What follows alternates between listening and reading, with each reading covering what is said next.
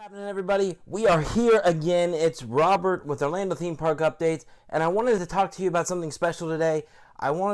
We've seen a lot of previews this week for Avatarland at Disney's Animal Kingdom, and I wanted to give my thoughts on that. And of course, tomorrow I'm doing the radio show, so I'll give some more thoughts on that. I'll post this video today so you guys can listen tomorrow on the radio show.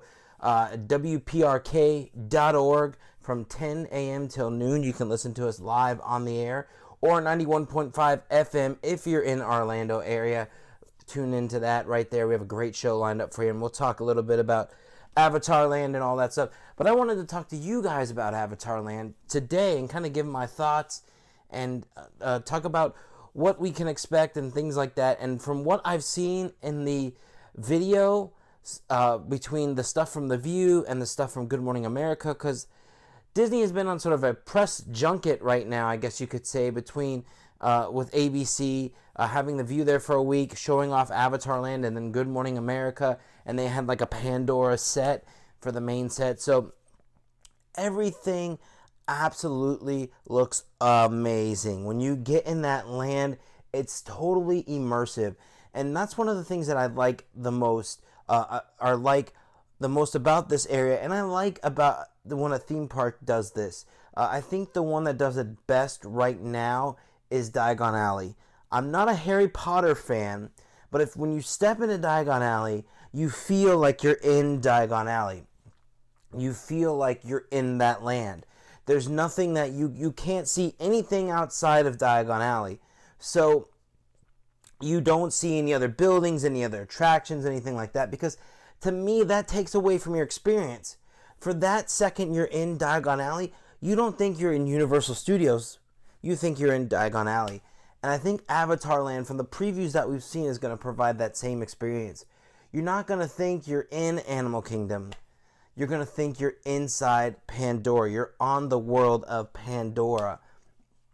And I think that really steps the game up on this and creates a whole new experience for guests that come to Disney's Animal Kingdom. Now, what's really nice about this land is they have the floating rocks and things like that, which you can see. I'll try to throw some. I took some screenshots of the video that they posted, or the video from their live show. I took some screenshots so you guys can see these like flying rocks and all this stuff, and it just looks absolutely gorgeous. There's waterfalls and flying rocks, and there's a mix of Earth plant life and Pandora plant life, and it's all about this like coinciding and the synergy between the two worlds, and that's kind of what Avatarland is about. And I think that's a really good story because it kind of fits in with this conservation theme that that they have at Animal Kingdom, which is, us being coming together with animals and just our planet in general, and just that synergy we have with everything around us. And I think that's where this Avatar land, Pandora, falls into place, as we see that synergistic, thing with us and the people, the Navis. So that's a really cool message, and it really fits in with the way that the park works, and everything looks, from what I've seen, looks fantastic. And I've been monitoring this from the get-go, from day one when they started construction. They announced it till now. I remember us talking about it and saying, who's going to remember Avatar in so many years? And I still sort of stand by that comment. I don't think that kids are going to really understand the story of Avatar, but from what I've seen, they really don't have to, because from what I understand, from what I've seen, this sort of plays after the first movie. So you can step into this land and you can learn about Navis and all these creatures and things like that, and still get immersed in this story without having any knowledge of a prior film, which I think plays a lot into that. I think that's something that they did really well here, because if they can pull that off, that's really well. Because one of the problems I have with Harry Potter at Universal Studios is, if you haven't watched Harry Potter, it's not as exciting as if you have watched Harry Potter. You don't get the full. You you don't feel like you're stepping into another world. You feel like they've marketed it as Harry Potter, Harry Potter, Harry Potter, Harry Potter. So unless you're a Harry Potter fan and want to step into the realm of Harry Potter, I don't think you can enjoy it nearly as much as you could if you were a Harry Potter fan. And I think with Avatar, what they've done here is they've created something that everybody can enjoy, whether you've seen the movies or not. And that's a huge deal to me. To make something that immersive and something that everyone can enjoy is just a stellar, stellar, stellar deal. So it looks absolutely fantastic. I know I've said that like 10 times now, but it does look really great. I do have some concerns though, and I'm sure that they'll fix them. We're still not there yet, but we're getting there. I believe May 23rd is the opening date, so we're getting there. One of the main concerns that I have is the buildings. Coming into the parking lot, you do see the buildings. They're kind of intrusive. They're just big, and you see this ride building for the Navi ride and the flying ride, and it's big. You can't miss it, and that kind of takes away from the experience for me of going into Animal Kingdom, because that's not something you really saw before from the parking lot. You never really saw, you saw Everest and Dino and some of the other attractions, but you didn't see the behind the scenes stuff. And this just looks like a giant concrete building. So they didn't cover that up. And the other thing was too, during the day, you could see some of the materials that coincide with the flying rocks and things like that, and it just wasn't a good look. But what I like about Disney, what they do is they don't build things for the right now. They build things for the 10 years from now or the 5 years from now. And as this land grows and as this vegetation in this land grows, it is going to get spectacular, and it is only going to get better with time. So it'll be very neat to see that. My other thing is too, Animal Kingdom is going through this sort of transition phase. They're transitioning from a primarily daytime park that closed at 5 p.m. to something that now closes at 7 o'clock normally now, and I'm sure we'll close at 9 or 10 o'clock in the summer. And Avatarland plays a big part in that. We've seen recently though, we've seen the add-on of the nighttime safaris with the lighting and stuff, and that wasn't too good because you couldn't really see much at night, and there's like a sunset. Great idea. Kind of hard to see the animals at night. But then again, it's kind of hard to see the animals during the day too, because it seems like they're always hidden.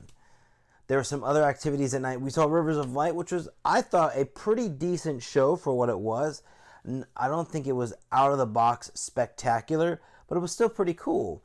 And we saw an addition of nighttime shows and things like that, which I really think liven up the area. And I kind of feel like at night we have all these shows, but I think the daytime is kind of slacking now because they're adding all this stuff for night, and we don't have that much during the day as far as shows and entertainment and stuff like that. It seems to be more focused towards the night, but that's a whole nother video entirely. So Avatarland, though, I'll put a picture up right now. It should be right there on the screen. You'll see it's just glowing. The bioluminescence, this glow in the dark, the plants glowing, everything glowing. It lights up. It's beautiful. This is what I'm most excited about, I think, for Avatarland, is seeing it at night, because it looks absolutely gorgeous. It looks gorgeous. And it's going to be interesting to see, one of the things we saw 2 years ago when they posted a update on Avatarland was this ability to walk around on the ground and have it track your footprints in the ground and kind of glow blue with your footprint. And that'll be really cool if they've actually added that to the area, or if that was just something they had to take out due to budget or what have you. It'll be cool to see if they add little things like that into this area. I'm really I have to say though, in conclusion, I know I've kind of gone all over the place, but in conclusion, I have to say I'm really excited for this. I think this is going to be a great addition to the park. It's really going to set this park up to be a nighttime park. I mean, Rivers of Light kind of does that, but there's no real attractions around other than the safari that really makes it a nighttime park. And I think this really sets it off to be a nighttime park. And between the food options that they're going to offer, which look good as well, the nighttime lighting in that area, just the beauty that is Avatarland, all that stuff combined, I think we'll have a spectacular area in the park, new area in the park, new land. And, Disney, I think a lot of people I think the initial reaction to this was Avatar, why? And, it's such a good fit for Animal Kingdom that it makes sense now. It makes sense for them to do this. And I know I was one of those people that said, who's going to remember that in 3 years? I can play you back the audio. I was like, you're crazy. No one's going to care about that in 3 years. Kids don't care about Avatar. It's, and I'm wrong. I'm willing to admit that I totally feel like I was wrong here. I think that whether or not you've seen the movies, this land will be amazing to you no matter what. The full-on immersiveness of this land and what it provides will just be fantastic. And young or old, you can appreciate the beauty and the flora and fauna that is Pandora. And it'll be really interesting to see this come together in its final stages. So stay tuned, guys. I mean, we're getting close here. May 23rd is creeping up. We're getting lots of previews. We're getting there. I'm sure they'll have softs before then. We'll definitely be one of the first people to soft in there and check that out. So subscribe to this channel. Subscribe for more updates on Avatarland. Subscribe if you like theme parks in general, because I'm always there and I plan on going there tomorrow. So subscribe to this channel for more stuff like this. And don't forget to listen tomorrow on WPRK.org.